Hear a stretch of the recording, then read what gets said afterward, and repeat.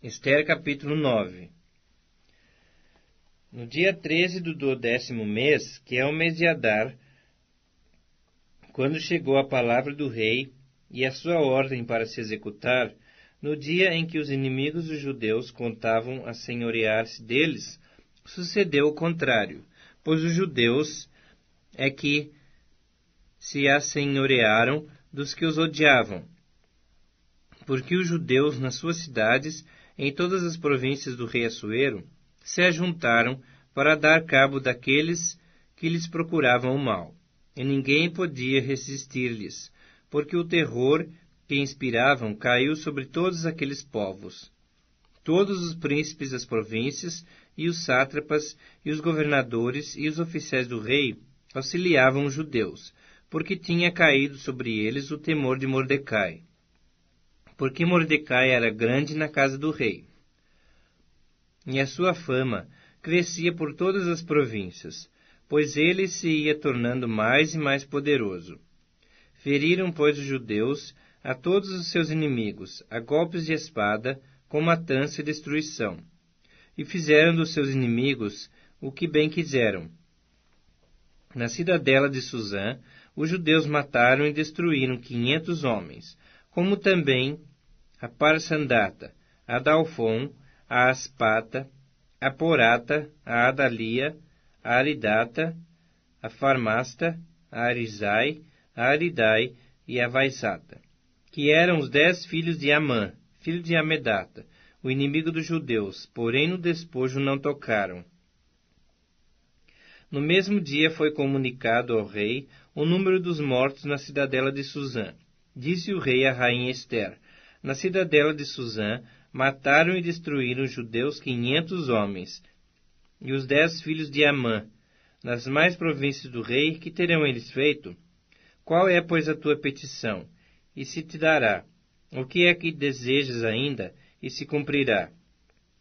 Então disse Ester: se bem parecer ao rei, conceda-se aos judeus que se acham em Suzã, que também façam amanhã, segundo o edito de hoje, e dependurem em forca os 10 filhos de Amã. Então disse o rei que assim se fizesse. Publicou-se o edito em Suzã, e dependuraram os 10 filhos de Amã. Reuniram-se os judeus que se achavam em Suzã, também no dia 14 do mês de Adar, e mataram em Suzã a 300 homens, porém no despojo não tocaram. Também os demais judeus que se achavam nas províncias do rei se reuniram, e se dispuseram para defender a vida, e tiveram sossego dos seus inimigos. E mataram a 75.000 dos que os odiavam, porém no despojo não tocaram. Sucedeu isto no dia 13 do mês de Adar. No dia 14 descansaram, e o fizeram dia de banquetes e de alegria. Os judeus, porém, que se achavam em Suzã, se ajuntaram nos dias 13 e 14 do mesmo, e descansaram no dia 15, e o fizeram dia de banquetes e de alegria. Também os judeus das vilas que habitavam nas aldeias abertas fizeram do dia 14 do mês de Adar dia de alegria e de banquetes, e dia de festa, e de mandarem porções dos banquetes uns aos outros. Mordecai escreveu essas coisas e enviou cartas a todos os judeus que se achavam em todas as províncias do rei Assuero, aos de perto e aos de longe, ordenando-lhes que comemorassem o dia 14 do mês de Adar, e o dia 15 do mesmo, todos os anos, como os dias em que os judeus tiveram sossego dos seus inimigos, e o mês que se lhes mudou de tristeza em alegria, e de luto em dia de festa, para que os fizessem dias de banquetes e de alegria, e de mandarem porções dos banquetes uns aos outros, e dádivas aos pobres. Assim os judeus aceitaram como costume o que naquele tempo haviam feito pela primeira vez, segundo Mordecai lhes prescrevera, porque Amã, filho de Amedata, o Agagita, inimigo de todos os judeus, tinha intentado destruir os judeus, e tinha lançado isto é, sortes, para os assolar e destruir.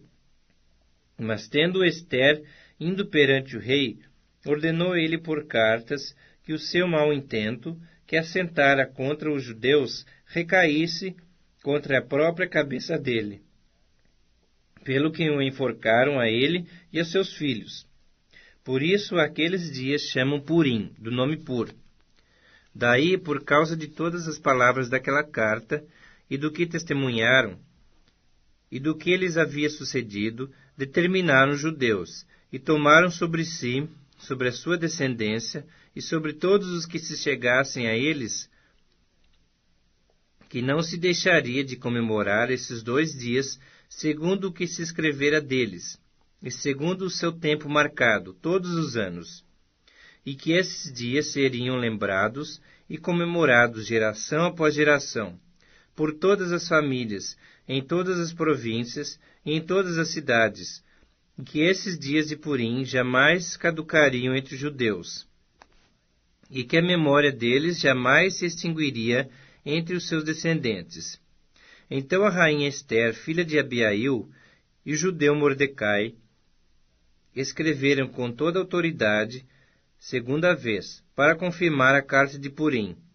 Expediram cartas a todos os judeus, a 127 províncias do reino de Assuero, com palavras amigáveis e sinceras, para confirmar esses dias de Purim nos seus tempos determinados, como o judeu Mordecai e a rainha Ester lhes tinham estabelecido, e como eles mesmos já o tinham estabelecido sobre si e sobre a sua descendência, acerca do jejum e do seu lamento. E o mandado de Ester estabeleceu estas particularidades de Purim, e se escreveu no livro.